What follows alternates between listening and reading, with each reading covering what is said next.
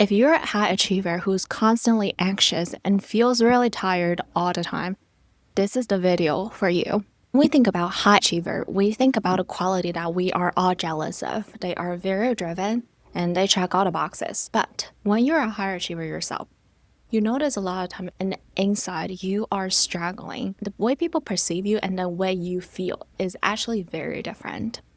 What if striving is not about wanting to achieve, but it's about this fear of losing, being not good enough? And this is exactly what is driving a lot of high achievers to perform in their life. We will talk about why high achiever and anxiety often goes hand in hand, and how your childhood and way your parents treated you make you a high achiever with a lot of anxiety. We will also talk about what is a way to still achieve but feel happy and less of a pressure to achieve, but actually doing what I want to do in life and more focus on growth so that you can still achieve, but you don't necessarily feel this anxiety anymore. First, let's talk about different type of high achiever. When I say high achiever, it's like an umbrella term of anyone who is type A, who is perfectionist, who wants to try their best and give 100% all the time. There are two types of high achievers in this world. One type of high achiever are people who actually wants to achieve. They are just driven by this internal motivation to get better. They want to see themselves grow. They want to see how they fail and overcome the failure and stand up again and grow again and continue on this path. So for these people, progress is what's important and outcome is not. In the very famous TV show Ted Lasso, Coach Ted Lasso talk about that I don't really care about my players win or lose. I care more about all these players being the best version of themselves on and off the playing field. Here, the best version of oneself does not mean the objective view of winning the game, of making a high income, going to good school. The way to define the best is someone who's achieving their potential. They've been challenged in different aspects of their life, and they might not always achieve by the external standard, but internally they're constantly growing. This type of high achiever is actually what we are trying to be. This is a healthy version of striving. The sign of healthy high achiever are these people really enjoy the process. They're actually having joy doing things. When they fail, they have an easier time to get over it. They focus on what are lessons I learned from that. And even I fail, what are the things I did well? Instead of just focusing on failure becomes my total identity right now because I fail once, I am a failure. Another characteristic in this category of high achiever is that they are always very curious. They're curious in learning. They want to learn. They're curious about themselves. They're curious about what are the areas they need to improve. And they have less shame. In general, the process of growing, of mastering a skill or mental maturity outweighs how other people think of them. They care less about external societal value. Now, on the flip side, we have a lot of people who are high achievers driven by this fear of failure. And I see that in a lot of immigrants' kids and kids of parents who are high achievers themselves. These are people who are driven by the sense of fear of failure. What you see in these people is that they don't really want to try to do something that they know they're not going to be good at. There is a huge fear of trying something new. And when they're doing something, they're really focusing on the outcome. You might be seeing them grinding every day, trying really hard, use their willpower to push themselves through, and wondering, wow, this person really have the willpower.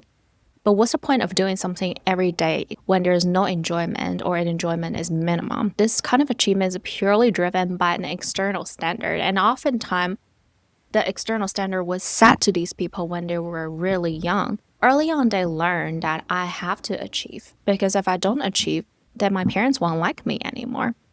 They have a lot of shame when they do fail because they are linking the outcome of failure to their own identity. The difference between shame and a normal failure is shame is saying there's something wrong with me. A normal failure is just saying I did something wrong or I didn't do my best. So you see how they connect the outcome closely to their internal identity of who they are. As a result, there is almost zero tolerance of failure. A lot of times they might look cocky, look like they're performing very well on the outside, but internally they have this constant feeling of not good enough. And the feeling of not good enough is driving them to constantly achieve so that they don't feel left behind. Now let's focus on the second category, the high achievers who are achieving because of fear of failure. Why are they like that? What is causing them to have this tremendous fear of failure? Failure is a very important aspect of life, and we have all failed at some part of life. But what makes it so scary? The underlying reason is in their childhood. So if you look at high achievers who are driven by the sense of fear, you see some common characteristic in their childhood. One thing is that they oftentimes have both parents or one parent who offer very conditional love. What it look like is if you are doing what a parent asks you to do, then the parent will reward it. It will be nice to you. But the moment you made a mistake, even though you didn't mean to make the mistake, the parents tend to reject you and they punish you. So what you learned as a kid is I have to be my best. Otherwise, my parents will be mad and they will punish me. What does it mean for a kid that you are being punished for something you sometimes don't even understand why? The kid understands it as my parents don't love me. That's why it's called conditional love. While unconditional love is parents embrace when you make a mistake, when you are not being your best. They talk to you. They encourage you to be your best. They do correct your behavior. It doesn't mean they're permissive parents. They allow you to do anything you want, but they almost always provide an environment for you to feel comfortable talking about the mistake, talking about your failure. That is unconditional love. And I'll give a personal example here. There is a Chinese saying called 报喜不报忧. Basically means you are going to report something that's good to your parents, but you are not going to report something that's bad. And my parents always accused me of doing that. Later, I learned I did that because the love I perceive from them is conditional. I still remember when I was in elementary school, every time we have an exam, the teacher will grade a test paper and they will ask us to bring the test paper back home. So the parents will see the score and the parents will have to sign their name. And a lot of time when I don't score well, I will fake the signature. When the teacher sent out and told the parents, of course my parents are really mad at me, asking me why I'm so dishonest. And the reason is pretty simple. It's because every time I don't score well, if I tell them about it, I get punished. So in my young mind, I learned that I have to perform well. If I don't, something horrible is going to happen to me. How it translates to adulthood is that although you no longer have the parent who is constantly like, tell me about how you're working today, I need to see the results of your work. Still, internally, you have this parents, you internalize your parents' voice.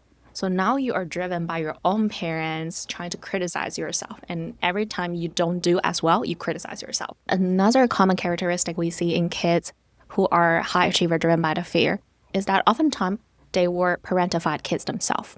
A kid becomes a parentified kid when their needs, a lot of time emotional needs, are not being taken care of by parents. And as a result, they learn to take care of parents' emotion. I'll still use my own example. My dad never learned how to express his emotion. So when he's mad at me for not performing well in school, he will punish me by doing more homework. And as a result, I would freeze and I would cry. And every time I cry, the response he gave me was always, what's the use of crying? Why are you crying? The only thing you know is to cry. Crying is not going to help you solve the problem. We know that psychologically, this is not a best answer coming from a parent. And looking back, I also know it's because my dad doesn't have the ability to hold his own frustration, hold his own disappointment while holding my frustration and sadness. So because the parent themselves are not able to process their feeling, they're not going to be able to handle the kids' big emotion. So what they do a lot of time is they don't comfort you. They criticize you, blaming you for why you're crying and make things worse. And what the kids learn in their young mind is that I need to be able to regulate my emotion for my parents so that I don't annoy them, so that I don't see them mad, because it's scary for me to see my dad being so mad. So from a young age, before you even learn how to handle your own emotion, you learn to deal with your parents' emotion. You know that what you do, what you say, how you look should be based on how your parents feel. As a result, you develop this over-responsibility. You feel like I'm responsible for my parents' feeling. This is what we call the parentification, is when a child is doing the parent's job. And because our parents were our entire world, So when we grow up, even though our parents might not still need us to constantly comfort them, to regulate their emotion, what we learn is that we need to regulate other people's emotion in the world. These are the people who have this quiet belief of, if I'm not being my best, my company will fail, or my clients would have very bad mental health. My students will fail academically. So they're linking their ability closely to other people's outcomes, to the external environment. I want to point out everything that we just talked about is trying to understand the pattern. We're not trying to blame the parents, because this is oftentimes a generational pattern. Why our parents treat us this way is because their parents treat them this way. So all we are trying to do here is to understand the pattern, so we will be able to break the pattern. Now we understand why are you so motivated by the sense of failure, and you're so anxious all the time because of this fear of failure. Let's talk about how to reparent ourselves so that we are no longer striving because of fear of failure, but we are tending towards a healthy striving. The first category that I mentioned, people who are striving because they value the progress, they want to see themselves growth, and they embrace failure. The first thing is you want to understand there is a separation between the thing you're doing versus who you are. There is a difference between I didn't do well versus I'm a failure. Being worthy, being loved, being respected, these are the birthright of human. We all should have it. This is the sense of who humans are. Just because you didn't do something as well as you want does not mean you are a failure. You fail is not the same as you are a failure. These are two different things. One is talking about identity. One just talking about this specific event. As a result, we need to accept that there will be failure along the way. And I love Brene Brown said, if you are not failing, then you are not trying hard enough. So failure is almost like a positive thing. When you fail, you learn. And the more you fail, the more you condition your brain to know that failure is not such a bad thing. So what I've done a lot in the past few years is I expose myself in condition that I don't feel comfortable with, that I know I don't have my best chance, and I would fail. With time, fail once and twice and 3 times and 4 times and 5 times, you started to learn that failure is just a part of life. With all these failure, you look at before you even tried and ask yourself, did I make any progress, or am I actually a failure? What you will see is, although you failed many times, you improved a lot. You'll learn a lot of things about yourself, about the skill you are trying to obtain, that if you don't fail, you're not going to learn that fast. And the thing I learned in a very hard way is have joy when you're doing what you're doing. I learned that just because I'm doing hard work doesn't mean I have to be miserable and sad. I can have both. And a lot of time, the joy is the thing that keeps the momentum going. Joy is the thing that push you to say, I'm just going to do another 50 burpees. Joy is a choice. Put in the hard work and have joy at the same time is a choice. Joy requires you to look for them. And you're going to intentionally find what are the things that can bring me joy. What are things that in my existing environment, the things I do that just make me feel a little bit lighter, I'm a little bit happier, a little bit more connected to other people. So joy is an option, and you can train yourself to find more joy and experience more joy. And the last thing that has helped me is inner child work. It is to going back to that very vulnerable child part of you that's holding all these beliefs of I am not good enough, I'm inadequate. Because the fear is actually coming from this inner child part of you that you learned far back when you were a child, that was integrated really deeply into your mind. So it takes us sometimes to unpack that, understand that inner child part, and then reparent that inner child part. Know that every time when I'm scared of failure, my adult self can come out and comfort the inner child and provide love and understanding, the encouragement that the child was not able to have back then. I'm also linking here a guided practice, an inner child work for people who constantly feel like they're inadequate, for people who are a high achiever.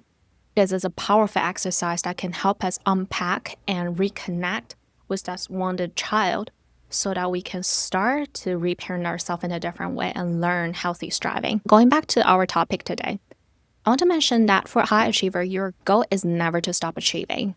For a lot of us, achieving is part of our personality. But the goal is come out of a place of security, being challenged, and embrace that journey instead of driven by this fear of don't feel secure enough and just trying to achieve because we feel like we have to. You never have to do anything. I would like to invite you to think about what are some of the reasons that you are so driven, that you are a high achiever? Where does the root come from? And let me know in a comment. I will see you in the next one. Bye.